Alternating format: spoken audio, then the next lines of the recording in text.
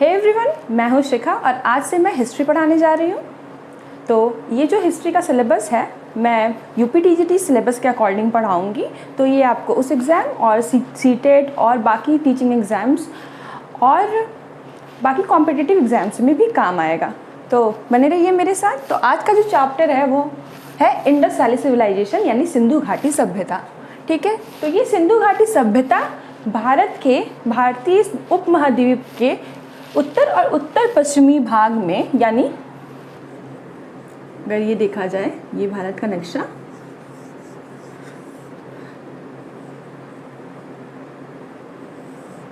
तो ये उत्तर और उत्तर पश्चिमी भाग में भारत और भारत उपमहाद्वीप के मतलब अभी जो प्रेजेंटली पाकिस्तान है और ये जो पूरा एरिया है यहाँ तक ये सभ्यता थी। ये कब थी, किस ईस्वी में थी? तो आज से 4500 साल पहले, लगभग 2550 ईसा पूर्व से 1900 ईसा पूर्व तक ये सभ्यता थी हमारे भारत के भारतीय सब कॉन्टिनेंट के नॉर्थ और नॉर्थ वेस्टर्न पार्ट में। ठीक है, तो ये कौन कौन से एरिया में थी, इसका ज्योग्राफिकल एक्सटेंट हमने देख लिया है। स्टेट, ये कौन कौन से स्टेट्स कवर करते थे, तो ये पाकिस्तान का पहले हम देख लें। पाकिस्तान का अभी जो है वो पंजाब प्रोविंस, इनका सिंध प्रोविंस और इनका बलूचिस्तान प्रोविंस जो है ये कवर करता था। ओके, तो देखें तो और इंडिया में ये पंजाब, हरियाणा, राजस्थान, गुजरात और वेस्टर्न यूपी तक और नॉर्थ यहाँ महाराष्ट्र के दमन तक इसका एक्सटेंड था। तो इसका अगर ऊपर से नीचे और जम्मू में भी था ये। ठीक है, तो अगर पूरा ज्योग्राफिकल एक्सटेंड देखा जाए इसका, तो ये जम्मू से लेकर यहाँ तक था और ये यहाँ से बलूचिस्तान से लेकर यूपी में, वेस्टर्न यूपी में मेरठ तक था। ठीक है, तो ये इतना बड़ा साम्राज्य था। ठीक है, यहाँ के टाउन प्लानिंग के बारे में बात की जाए तो टाउन प्लानिंग कैसा था? यहाँ जो टाउन होता था वो 2 भागों में डिवाइड होता था। एक छोटा भाग होता था और ये थोड़ी हाइट पे बसा होता था। इसे हम सिटाडेल, हिंदी में दुर्ग कह सकते हैं, और ये लोअर टाउन था। इसमें उस टाइम के जो राजा महाराजा यानी रूलिंग क्लास जो होते थे वो रहते थे और इसमें आम जनता रहती थी। आम जनता यानी कॉमनर्स रहते थे। ये जो सिटी जो डिवाइडेड थी पूरी तरह से ब्लॉक्स में डिवाइडेड थी। डिफरेंट ब्लॉक्स थे, हर ब्लॉक्स में कुछ कुछ घर थे और ये जो रोड्स थे एक दूसरे को 90 डिग्री पे कट करते थे। ठीक है, तो ये ग्रिड, एक तरह से ग्रिड सिस्टम फॉलो करता था। ये जो घर थे ऑलमोस्ट सारे रेक्टेंगुलर शेप के हुआ करते थे। घर में एक आंगन होता था, एक बाथरूम होता था और जो एरिड यानी शुष्क एरियाज हुआ करते थे जैसे कालीबंगा, राजस्थान और गुजरात के कुछ एरियाज, वहाँ पे वेल्स भी होते थे, कुएं भी होते थे घर के अंदर। ठीक है, ये जो था बाथरूम में, बाथरूम से जो पानी था वो निकलता था तो ये प्रॉपर चैनल के थ्रू रोड पे जाता था। रोड पे ड्रेन्स में, नालों में जाता था और ये नाले जो होते थे ये बर्न्ड ब्रिक्स के बने होते थे और ये कभी कभी ढके भी होते थे। नालों में पानी आता था और प्रॉपर चैनलाइज और इसका अच्छी तरह से सीवेज ट्रीटमेंट होता था। ये नालों के बीच में मैनहोल्स ही बने थे जिनसे बीच बीच में जहाँ पे सफाई हो सके। इस तरीके से ये सभ्यता जो है हाइजीन पर बहुत ही ज़्यादा फोकस देती थी। ये हमने देखा यहाँ की टाउन प्लानिंग के बारे में। ये सिटाडेल के कुछ स्ट्रक्चर्स के बारे में जान लेते हैं। ये सिटाडेल जो रूलिंग क्लास ऑक्यूपाई करता था, यहाँ बड़ी बड़ी ग्रेनरीज हुआ करती थी जहाँ अनाज स्टोर किया जाता था और मोहनजोदड़ो में एक ग्रेट बाथ पाया गया है।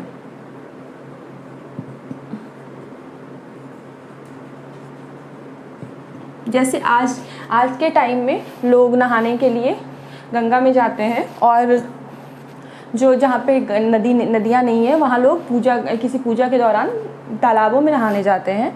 तो उस तरीके से ये माना जाता है कि ये ग्रेट बाथ का भी यही पर्पस रहा होगा। यहाँ लोग नहाने के लिए जाते होंगे, सामूहिक स्नान करने जाते होंगे किसी पर्व त्यौहार के समय। ओके, तो ग्रेट बाथ और ग्रेनरीज का स्ट्रक्चर अब हम देखते हैं। तो ग्रेट बाथ कैसा था? ये ग्रेट बाथ जो था, इसकी लंबाई 45 मीटर, चौड़ाई 15 मीटर और इसका जो हाइट था वो ढाई मीटर के अप्रॉक्स इसका हाइट था। ये इतना बड़ा स्नान करने का स्नानागार था। और इसके बारे में और जानते हैं तो इसके साइड में जो है, इसमें दोनों साइड से चढ़ने के लिए सीढ़ियाँ बनी हुई थी और बगल बगल में यहाँ पे चेंजिंग रूम्स भी हुआ करते थे। ठीक है, तो सीढ़ियाँ, स्टेयरकेस था, यहाँ चेंजिंग रूम्स थे।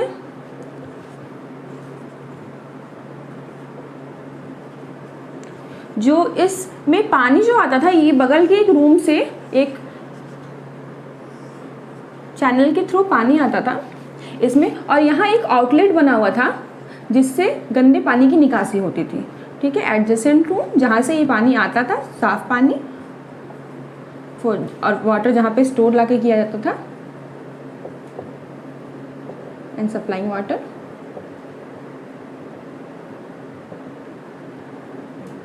और एक आउटलेट हुआ करता था, और ये जाके रोड पे ड्रेन्स के साथ मिल जाता था ये पानी, और उसका प्रॉपर ट्रीटमेंट होता था। ग्रेनरी जो थी, इनकी लगभग 12 मीटर लंबाई और लगभग 7.5 मीटर चौड़ाई में ये ग्रेनरी है। ये जो है मोहनजोदड़ो में पाई गई है। ग्रेट बाथ भी मोहनजोदड़ो में ही पाया गया है। ये इतनी बड़ी ग्रेनरी थी, इसके फ्लोर जो थे वो भी बर्न्ट ब्रिक से बने हुए थे। ये जो बर्न्ट ब्रिक है उस टाइम का एक बहुत ही स्पेशल फीचर था, क्योंकि और उस टाइम की बाकी जो सभ्यताएं थी, जैसे जो इजिप्शियन था, इजिप्ट में जो थी, मेसोपोटामिया में जो सभ्यता थी, वहाँ उस टाइम ड्राइड ब्रिक्स का यूज़ किया जाता था। बर्न्ट ब्रिक का यूज़ सिर्फ उस समय हड़प्पन सिविलाइजेशन में ही पाया गया।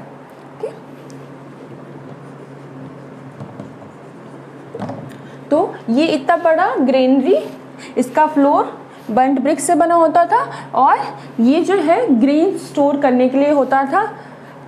तो जो ग्रेन्स होते थे, ऐसा माना जाता है कि उस टाइम जो राजा महाराजा होते होंगे, वो जो टैक्स जो है वो वसूली करते थे किसान से ग्रेन के फॉर्म में, क्योंकि उस टाइम मनी का कोई सिस्टम नहीं था। तो जो भी एक्सचेंजेस भी होते थे वो बार्टर सिस्टम और ये ग्रेन के थ्रू ही होते थे।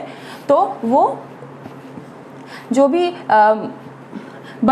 जो भी ये है ग्रेन, जो ग्रेन्स टैक्स में लेते थे वो इसमें स्टोर करते थे, और जो जिनको भी उनको पेमेंट करना होता था, किनको भी पगार देनी होती थी, तो वो उसी में पेमेंट करते थे। ठीक है, तो ये हो गया। और ऐसा एक हड़प्पा में एक दूसरे टाइप का ग्रेनरी पाया गया है। इसमें 2 रोज़ हैं और दोनों रोज़ में 6 ग्रेनरीज हैं। इस तरह का स्ट्रक्चर है। अब हम एग्रीकल्चर की बात करते हैं। तो जो सिंधु घाटी का जो एरिया है अभी उतना फर्टाइल नहीं है इस ज़माने में, पर उस ज़माने के जब हम लोग लिटरेचर पढ़ते हैं तो इससे पता चलता है कि उस ज़माने में वो एरिया बहुत ही फर्टाइल होता था। इंडस नदी जो थी और उसकी सहायक नदियाँ जो थी, उसमें हमेशा बाढ़ आती रहती थी, तो उसके कारण वहाँ का एरिया बहुत फर्टाइल हुआ करता था। और इसका साक्ष्य यहाँ से भी मिला है, हड़प्पन साइट से भी मिला है कि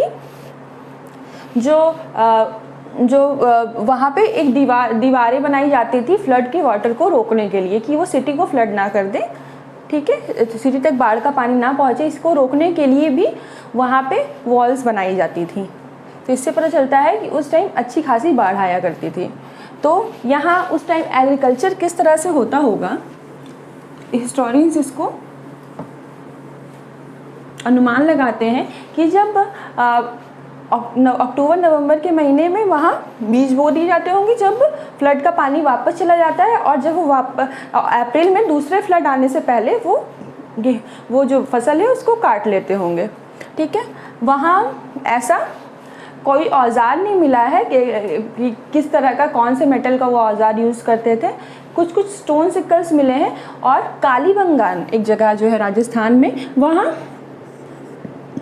ऐसे ज़मीन पे जुताई के निशान हैं। तो इससे पता चलता है कि खेतों की जुताई तो उस टाइम होती थी, पर वो इंसान करता था कि एनिमल से करा जाता था, ये नहीं पता है। पर उस टाइम के लोग बहुत सारे एनिमल्स को डोमेस्टिकेट, बहुत सारे एनिमल्स को पालते थे। इसके तो प्रमाण साक्ष्य है जो हम आगे बात करेंगे। ठीक है, तो हमने कौन कौन सी फसल वो उगाते थे, तो ये पता चलता है कि जो वीट, बार्ली, पीज, सेसमम, राई, इस तरह की ग्रेन्स वो उगाया करते थे। और कॉटन भी उगाया करते थे। इसलिए कॉटन को पहले सिंडॉन कहा जाता था। इसलिए इस सभ्यता का नाम भी इस पे ही पड़ा, कॉटन के नाम से ही पड़ा। ठीक है, तो और एक जगह थी लोथल, जो उस टाइम ये कच्छ पेनिनसुला में है, ये इस एरिया में लोथल है। और यहाँ पे राइस भी उगाया जाता था।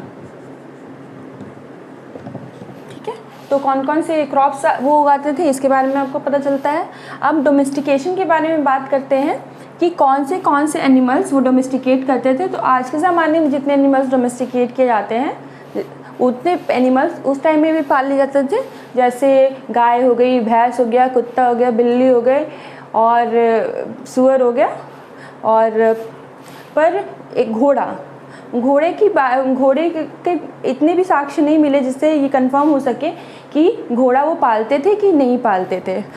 और एक जगह गुजरात में एक जगह उनकी एक हड्डी मिली है जिससे लगता है कि वो घोड़े की हड्डी है, पर इसको कंफर्म ये एक डिस्प्यूटेड मैटर है। तो जो इंडिया में घोड़े के साक्ष्य आर्यंस के आने के बाद ही मिले हैं, तो हम इस तरह मान सकते हैं कि वो घोड़ा नहीं ही पालते थे। ठीक है, और जो डेजर्ट का इलाका है वहाँ वो कैमल्स भी पालते थे। ठीक है, तो डोमेस्टिकेशन के बारे में और एग्रीकल्चर के बारे में हमने बात कर ली। अब टेक्नोलॉजी और क्राफ्ट्स और कौन कौन से प्रोफेशन वो प्रोफेस करते थे।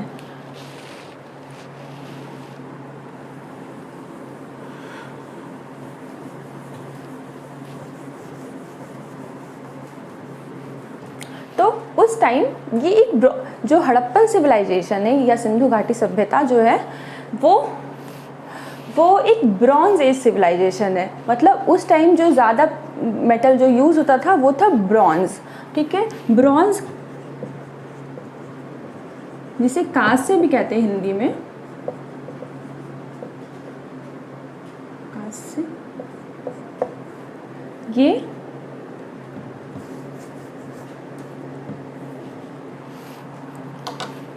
ब्रॉन्ज।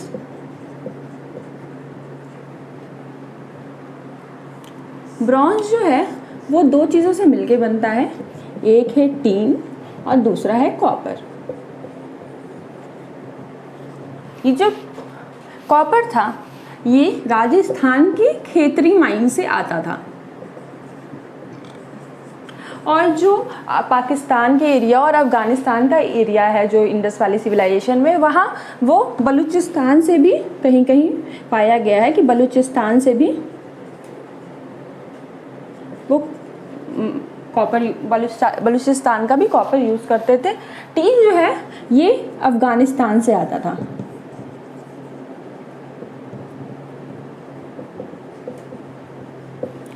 ठीक है, जो उस टाइम के ब्रॉन्ज के बर्तन और वेपन्स मिले हैं उसमें टीन की मात्रा बहुत ही कम है, ज़्यादा से ज़्यादा उसमें कॉपर की मात्रा है।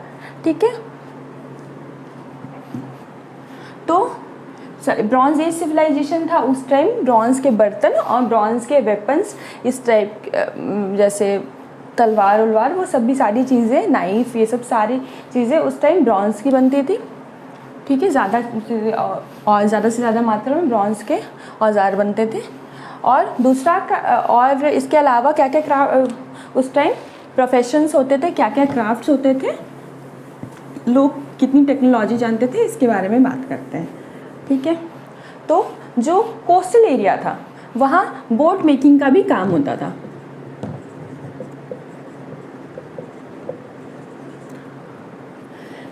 चानूदारो एक पाकिस्तान के सिंध प्रोविंस में एक जगह है, वहाँ बीड मेकिंग फैक्ट्री भी, मोतियाँ बनाने वाली फैक्ट्री भी पाई गई है।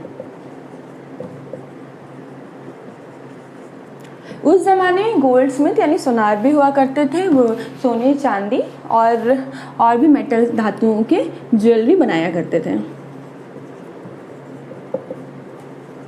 पॉटरी होती थी।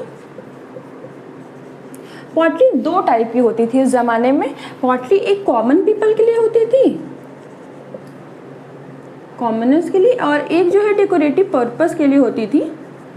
तो कॉमनर्स के लिए जो पॉटरी होती थी, मतलब पॉट्स जो बनते थे, वो सिंपल बिना किसी कलर के और बिना किसी पेंटिंग के बनते थे, और उस पर कभी कभी वो उसमें छिद्र होते थे, जिससे जैसे पानी निकालना हो, जैसे राइस धोना हो तो पानी निकालना हो, उसके लिए उसमें कभी कभी वो परफोरेटेड भी होता था।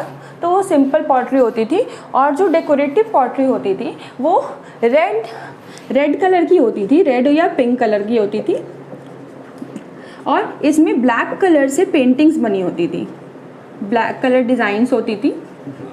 इसमें कभी ह्यूमंस, कभी एनिमल्स, ये सारी पिक्चर्स बनी होती थी, और ये इसी में ग्लॉसी शाइन होता था। ठीक है, तो ये पॉटरी के बारे में बात हो गई।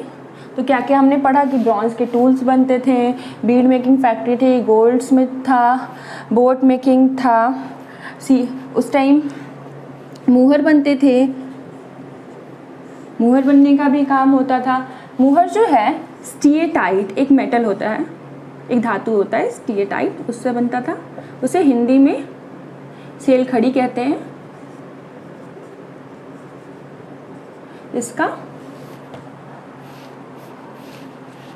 इसका हम लोग उस टाइम मुहर बनता था। ठीक है, मुहर किसी भी शेप के बन जाते थे, उनका कोई फिक्स्ड शेप नहीं था। ठीक है, टेराकोटा के स्कल्पचर्स बनते थे। टेराकोटा मतलब मिट्टी के स्कल्पचर्स, उनको सुखाया जाता था। और जो बाकी स्कल्पचर्स भी होते थे, जो जैसे मान लीजिए किसी मेटल के होते थे, तो टेराकोटा के ही स्कल्पचर बना के और उसके अंदर मेटल को पिघलाकर डाल दिया जाता था, और फिर वो टेराकोटा को तोड़ दिया जाता था, तो वो मेटल की जो है स्कल्पचर्स बन जाते थे। ठीक है, तो टेराकोटा का भी काम बहुत ज़्यादा होता था उस टाइम। तो ये हमने बात कर ली उस टाइम की टेक्नोलॉजी और क्राफ्ट्स के बारे में। अब हम बात करते हैं वहाँ के वेट्स एंड मेज़र्स के बारे में। तो वेट्स एंड मेज़र्स की नाप तौल कैसे होता था? तो माप तौल जैसे हम लोग आज 1 kg 2 kg में ऐसे करते हैं, वैसे वहाँ माप तौल उस टाइम 16 के मल्टीपल्स में, मतलब 16, 32, 64 इस तरह से होता था। आपने आज़ादी के बाद भी 16 आना 1 रुपया होता था। तो ये 16 का काउंटिंग जो है आज आज़ादी के बाद तक चलता रहा, उस हड़प्पा के ज़माने से अभी तक ये चलता रहा। तो ये इस तरह से काउंटिंग होती थी। जो मेज़र करने के लिए भी 16 के इसमें मल्टीपल्स में काउंटिंग होती थी, और मेज़र करने के लिए ब्रॉन्ज़ की स्टिक्स कहीं कुछ साइड से पाई गई हैं। ठीक है, वेट्स एंड मेज़र्स के बारे में बात हो गई। अब हम ट्रेड के बारे में बात करते हैं कि ये हड़प्पन्स कहाँ कहाँ ट्रेड करते थे। तो ये हड़प्पन्स जो थे वो इजिप्ट और मेसोपोटामिया के सिविलाइजेशन के साथ साथ सेंट्रल एशिया से भी ट्रेड करते थे। इसके लिए सेंट्रल एशिया से ट्रेड के लिए अफ़गानिस्तान में उन्होंने एक कॉलोनी इस्टेब्लिश की थी जो ट्रेड को फैसिलिटेट करती थी। इसके साक्ष्य हमें इजिप्ट और मेसोपोटामिया के लिटरेचर, उस टाइम के लिटरेचर से पता चलती है। वहाँ एक मेलुहा नाम की जगह से व्यापार के बारे में बात होती है, और हिस्टोरियंस इसको इंडस वैली सिविलाइजेशन से ही आइडेंटिफाई करते हैं कि ये मेलुहा इसी इंडस वैली सिविलाइजेशन का नाम रहा होगा। ये ट्रेड जो होता था स्टोन्स में, प्रीशियस स्टोन्स में, मेटल्स में, प्रीशियस स्टोन्स में, सोना चांदी और इन सारी चीज़ों में व्यापार होता था इनका, ठीक है। और इनके हड़प्पा के सील्स जो हैं वो बहुत इन सारे एरियाज़ में पाए गए हैं। तो इससे ये कंफर्म होता है कि उस time trade relations in Harappa का इन सारे एरियाज़ के साथ था, ठीक है। अब हम बात करते हैं स्क्रिप्ट की। तो जो स्क्रिप्ट थी उस टाइम के स्टोन्स पे, स्कल्पचर्स पे और सील्स पे हमें हड़प्पन स्क्रिप्ट मिली है। हड़प्पन स्क्रिप्ट जो है, जैसे हम आज ABCD लिखते हैं या क ख ग घ लिखते हैं, इस तरह का नहीं था स्क्रिप्ट। इनका जो था स्क्रिप्ट पिक्टोग्राफिक था, किसी शेप में या कुछ इसमें कुछ बना होता था, एनिमल्स की फ़ोटोज़ बनी होती थी, तो कुछ पिक्चर्स के फॉर्म में होती थी। इसे पिक्टोग्राफिक स्क्रिप्ट कहा जाता है। और ये आज तक डिसाइफर नहीं हुई है, इसका मतलब पता नहीं चल पाया है। तो इसलिए यहाँ जो हड़प्पा का कैसा लिटरेचर था उसके बारे में हम ज़्यादा नहीं बता सकते, क्योंकि ये स्क्रिप्ट आज तक हड़प्पा की स्क्रिप्ट डिसाइफर नहीं हुई है। अब हम बात करते हैं पॉलिटिकल ऑर्गेनाइजेशन की। तो जो इंडस वैली सिविलाइजेशन थी, इसमें कैसा पॉलिटिकल ऑर्गेनाइजेशन रहा होगा। तो आपने अभी तक देखा कि ये जो सिटीज़ थे, वेल मेंटेन्ड सिटीज़ हुआ करते थे। और मैं आपको बता दूं कि ये जितनी भी सिटीज़ यहाँ हड़प्पन सिविलाइजेशन की जितनी भी सिटीज़ थे, मेजर सिटीज़, सब में एक ही जैसा स्ट्रक्चर होता था। मतलब एक लोअर टाउन होता था, सिटाडेल होता था, एक ही तरह से ग्रेनरी होती थी। और वेट्स एंड मेजर्स और सील्स, वे मेजरमेंट करने का सिस्टम भी हर जगह सेम था और एक जैसे ही सील हर जगह पाए गए हैं। तो इसके लिए कोई ना कोई सेंट्रल अथॉरिटी तो रही होगी जो इस पर पूरी अच्छी तरह से कंट्रोल करती होगी, ठीक है। तो ये एक बड़ा साम्राज्य रहा होगा और इसको कहीं ना कहीं से कंट्रोल किया जाता होगा। ये पूरा एरिया ऐसा प्रतीत होता है कि एक सेंट्रल अथॉरिटी के अंदर आता होगा। तो क्या ये हड़प्पन सिविलाइजेशन जो था वो प्रीस्टली क्लास, यानी कोई धार्मिक गुरु या इस तरह की क्लास, जो जैसे पुजारी होते हैं, उनका वर्ग कंट्रोल करता था? तो ऐसा प्रतीत नहीं होता है, क्योंकि उस टाइम जो है हड़प्पा की कोई भी टेम्पल हमें नहीं पाए गए हैं। उनकी रिलीजियस प्रैक्टिसेस के बारे में हम और पढ़ेंगे आगे। उसमें हमने देखा कि वो है जो वो नेचर की पूजा करते थे वो। तो ऐसा लगता है कि उस टाइम प्रीस्टली डोमिनेशन नहीं रहा होगा।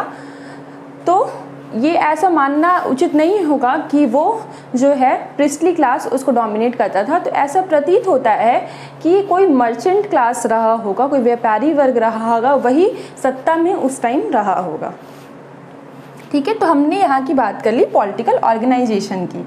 अब रिलीजियस प्रैक्टिसेस के बारे में बात करते हैं। तो जो स्कल्पचर्स और जो इमेजेस मिले हैं उससे कुछ चीज़ें मैं बताती हूँ आपको। एक इमेज मिली है ऐसी, जिसमें जो एक लेडी की फ़ोटो बनी है, उसके वूम से एक प्लांट निकल रहा है। तो उसके एम्ब्रियो से एक प्लांट निकल रहा है। इससे पता चलता है कि वो शायद गॉडेस अर्थ, मतलब धरती माँ की मूर्ति रही होगी। तो इससे पता चलता है कि लोग धरती की पूजा करते थे। एक पशुपतिनाथ, एक सील पे, एक मुहर पे पशुपतिनाथ एक फ़ोटो बनी हुई है। एक इंसान जो है योगिक पोस्चर में, ऐसे योगिक पोस्चर में बैठा हुआ है और उसके पास कुछ एनिमल्स हैं। टाइगर है, राइनोसेरस है, एलिफेंट है, डियर है। तो इसे आइडेंटिफाई किया जाता है कि ये पशुपतिनाथ की मूर्ति रही होगी।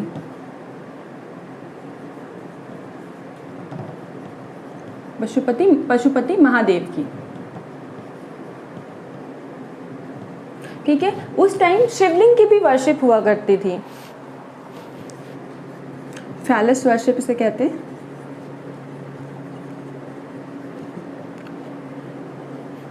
और पीपल ट्री की वर्शिप होती थी। एक इमेज पाई गई है जिसमें पीपल ट्री के अंदर एक इंसान की फ़ोटो बनी हुई है इस तरीके से। तो ट्रीज़ की भी वो पूजा करते थे, ये हमें पता चलता है। तो और वो पशुपतिनाथ के साथ जो एनिमल्स है, टाइगर, राइनो, एलिफेंट, डियर, इन सब की भी पूजा की जाती थी उस ज़माने में। ठीक है, बहुत सारे एमुलेट्स मतलब ताबीज़ भी पाए गए हैं, पर कोई ये अचंभित कर देने वाली बात है कि कोई भी टेम्पल नहीं पाया गया है।